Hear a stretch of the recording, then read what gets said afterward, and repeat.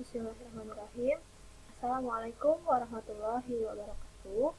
Perkenalkan, nama saya Alifah Uya Labibah dengan NIM 7110173200007.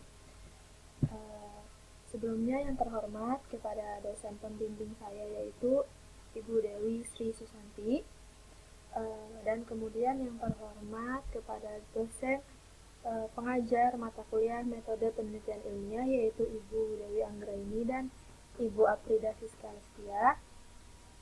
Perkenalkan, di sini saya ingin menjelaskan tentang isi dari proposal tugas akhir yang telah saya buat dan saya siapkan selama mata kuliah metode penelitian ilmiah berlangsung.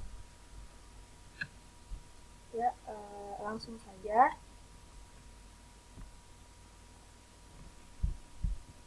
Nah, judul yang saya angkat di sini adalah model Arima Musiman untuk memprediksi jumlah penderita penyakit ISPA di Puskesmas Kabupaten Barito Kuala. Nah, jadi untuk penjelasan mengapa saya mengambil judul ini akan saya jelaskan nanti pada bagian latar belakang.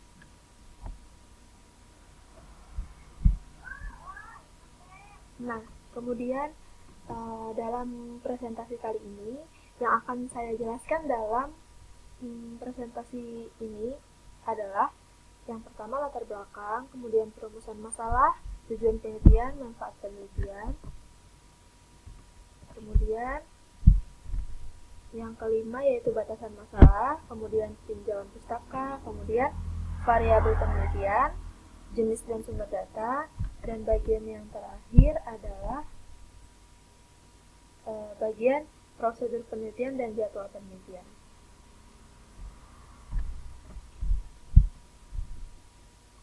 Nah, langsung saja pada bagian pertama yaitu latar belakang. Jadi di sini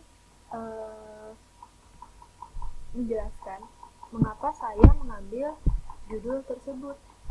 Alasan yang pertama adalah karena kebakaran hutan dan lahan yang terjadi di Kalimantan Selatan termasuk cukup besar. Dikarenakan kondisi Kalimantan sendiri yang sebagian besar adalah hutan dan lahan gambut. Nah, seperti yang kita ketahui, hutan dan lahan gambut sangat mudah terbakar. Maka dari itu, saya mengambil topik ini untuk dijadikan sebagai tugas akhir, pembahasan tugas akhir. Nah, kemudian perkembangan ISPA sendiri yang saya pelajari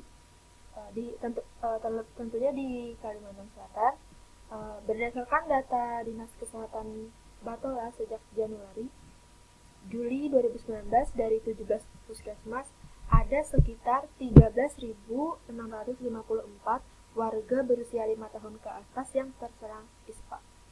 Nah, selama 7 bulan terakhir, serangan terbanyak terjadi sepanjang Januari, Februari, Mei yang menyentuh angka lebih dari 2.000 penderita. Nah, sementara pada bulan Juni 2019 ada sekitar 1.998 warga yang menderita penyakit ISPA. Nah, kemudian Juli atau menjelang peningkatan intensitas kabut asap, balita di Barito Kuala yang terserang ISPA itu sekitar 955 orang.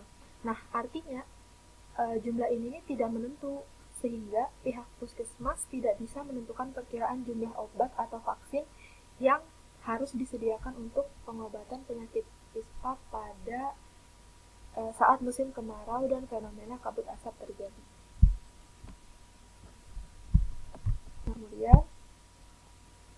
Kemudian berdasarkan kajian pustaka dan dukungan data yang ada, akan dilakukan analisis untuk mendapatkan peramalan jumlah penderita ISPA pada puskesmas Kabupaten Batola di waktu mendatang.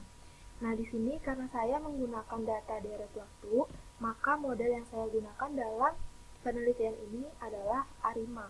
Nah, terlebih lagi karena penyakit ISPA itu sendiri adalah penyakit yang musiman, maka faktor musiman juga perlu diperhatikan dalam penelitian ini. Jadi, model yang cocok yang digunakan dalam penelitian ini adalah model atau metode ARIMA musiman. Nah, kemudian nanti model terbaik diperoleh melalui tahapan identifikasi karakter data, kemudian estimasi parameter, dan penetapan model. Selanjutnya, ketika kita setelah menemukan model terbaik dari metode ARIMA itu sendiri, model tersebut dapat kita gunakan untuk melakukan peramalan atau memprediksi jumlah penderita penyakit ISPA di Puskesmas Kabupaten Batola untuk periode yang akan datang.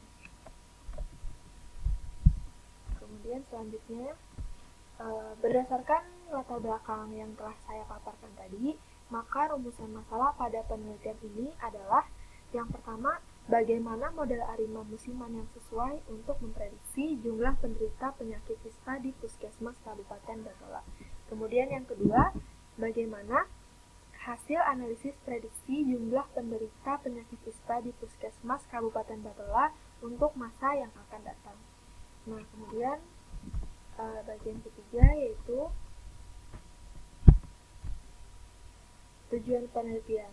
Nah, di sini berdasarkan rumusan masalah di atas, jadi berdasarkan rumusan masalah yang telah saya paparkan tadi, maka tujuan penelitian ini adalah yang pertama, mendapatkan model terbaik yang kemudian dapat digunakan untuk memprediksi jumlah penderita penyakit ISPA di Kabupaten Batola menggunakan metode ARIMA musiman. Kemudian tujuan yang kedua yaitu menganalisis hasil prediksi untuk beberapa tahun ke depan.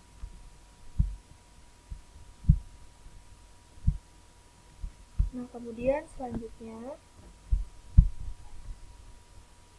manfaat dari penelitian ini sendiri adalah jadi berdasarkan pemaparan yang telah saya sampaikan tadi, maka manfaat dari hasil penelitian ini nantinya adalah sebagai unsur yang sangat penting dalam pengambilan keputusan, karena seperti yang kita ketahui, efektif atau tidaknya suatu keputusan umumnya tergantung pada beberapa faktor saat keputusan itu diambil, terutama pada penyediaan obat dan vaksin untuk penderita penyakit ISPA di Puskesmas Kabupaten Barito Kuala. Nah, kemudian selanjutnya, untuk menghindari agar permasalahan tidak semakin meluas, maka di sini saya sendiri membatasi ruang lingkup penelitian, yaitu yang pertama, penelitian ini hanya mengaplikasikan model ARIMA musiman dalam peramalan jumlah penderita penyakit ISPA di Kabupaten Barito Kuala.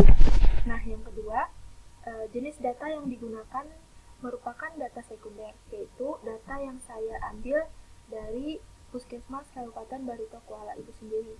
Nah, yang ketiga, data yang diambil merupakan data penderita ISPA di Puskesmas Kabupaten Barito Kuala pada 5-10 periode terakhir.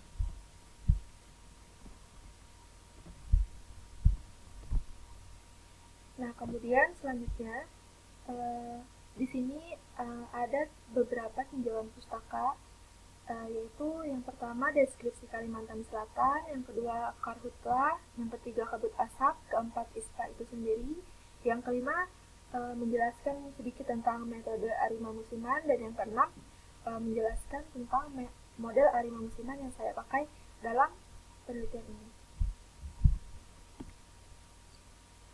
Nah, kemudian untuk menjelaskan lebih detailnya, Kalimantan itu sendiri secara geografis terletak di sebelah selatan Pulau Kalimantan dengan luas wilayah lebih dari 37.000 hektar yang terbagi menjadi 13 kabupaten atau kota sejak tahun 2005. Nah, dengan luas wilayah tersebut, Kalimantan Selatan memiliki populasi penduduk sebesar 3.940 juta jiwa dengan kepadatan penduduk mencapai 108,10 jiwa atau dengan kepadatan terbesar di kota Banjarmasin. Nah, mungkin itu secara singkat deskripsi tentang Kalimantan Selatan. Kemudian selanjutnya yaitu Karhutla, yang artinya atau kepanjangannya adalah kebakaran hutan dan lahan, yang merupakan peristiwa yang dapat terjadi secara alamiah ataupun disebabkan oleh kegiatan manusia. Nah, misalnya upaya pembukaan hutan dan lahan untuk hutan tanaman industri, kemudian perkebunan, pertanian, dan pembalakan liar dan lain-lain merupakan penyebab terjadinya kebakaran hutan oleh manusia. Kemudian kabut asap, pada dasarnya kabut asap dapat mengganggu kesehatan manusia dalam kondisi apapun, baik sakit maupun sehat. Nah, kabut asap itu termasuk ke dalam pencemaran polusi udara yang merupakan permasalahan utama dari kesehatan lingkungan di seluruh dunia. Nah, menurut kajian Badan Kesehatan Dunia yaitu WHO pada 2013 juga menyimpulkan bahwa polusi udara merupakan penyebab terjadinya penyakit kanker pada manusia, terutama kanker paru-paru.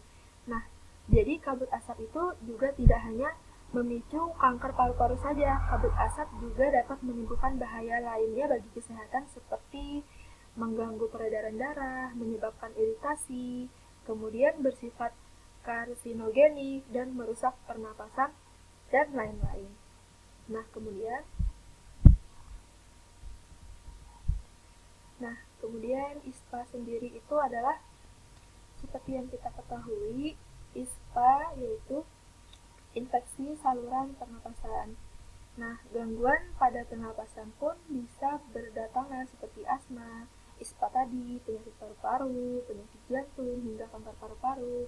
Nah, terlepas dari efek yang bisa merusak kesehatan tubuh, kita yang terkena dampaknya maksud saya dampak kabut asap harus dapat mencegah penyakit tersebut agar tidak menyerang tubuh, karena penyakit tersebut kalau misalnya dibiarkan akan menyerang banyak penderita dan dampaknya juga akan berbahaya bagi manusia. Kemudian selanjutnya yaitu metode arima musiman. Nah, masalah musiman seringkali dijumpai dalam fenomena kehidupan ekonomi dan masyarakat. Musiman artinya atau berarti kecenderungan mengulangi pola tingkah gerak dalam periode musim, biasanya 1 tahun untuk data bulanan.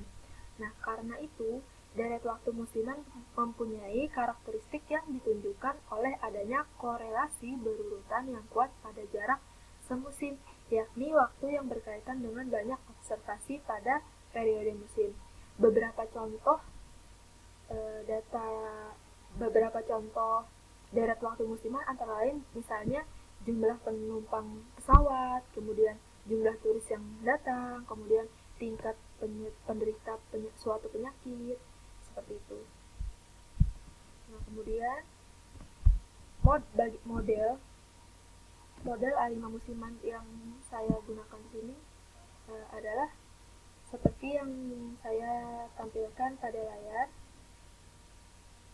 Ini proses musiman untuk periode S tingkat Q atau MAQ didefinisikan sebagai JT sama dengan AT. Nah, ini dengan AT bebas yang berdistribusi normal dan rata-rata 0 atau variansi 2.